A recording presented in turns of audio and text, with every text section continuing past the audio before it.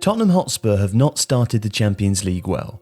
Last season's beaten finalists were held to a draw away at Olympiacos before crashing to a 2-7 defeat at home to Bayern Munich. The Premier League season has similarly started in poor fashion. As these stats from WhiteboardFootball show, Spurs have significant ground to make up if they're to compete past the group stages, and their next opponents, Red Star Belgrade, are tricky customers, as Liverpool found out away from home last season. This season, Spurs have generally used a 4-3-1-2, while occasionally deploying a 4-2-3-1. Part of this switch has been to assist Harry Kane and remove some of the attacking burden on him as a lone operator up front.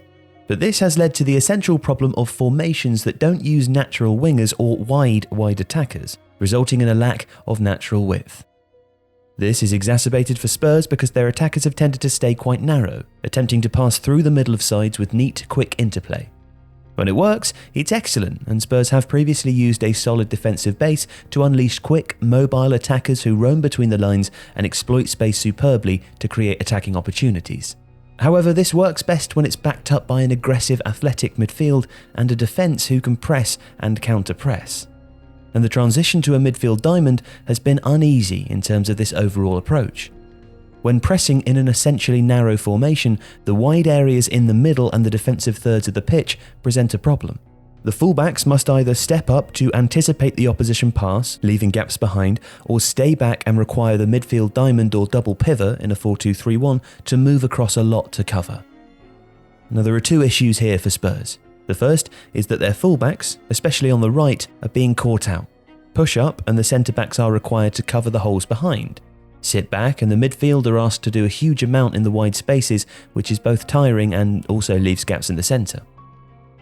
Now, whereas in seasons past under Pochettino, Spurs have had the sort of explosive midfield that could achieve this with Moussa Dembele, Victor Wanyama and Eric Dyer, Wanyama and Dyer have both suffered with fitness issues, and the latter has seemed out of favour at times while Dembele has left.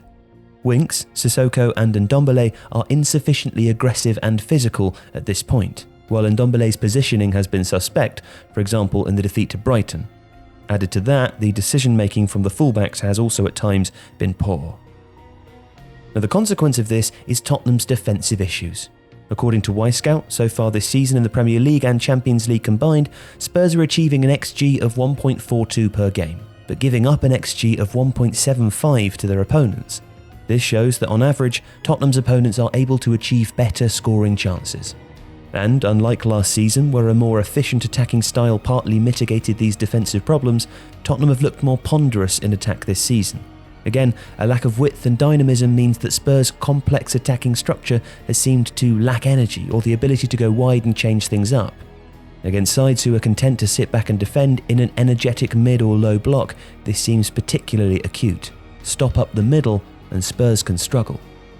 With tactical issues, defensive instability, injuries, and grumbling over contracts, all of which are discussed in more detail in our last video, Spurs have a lot to contend with if this campaign is to exceed or even match the heights of last season.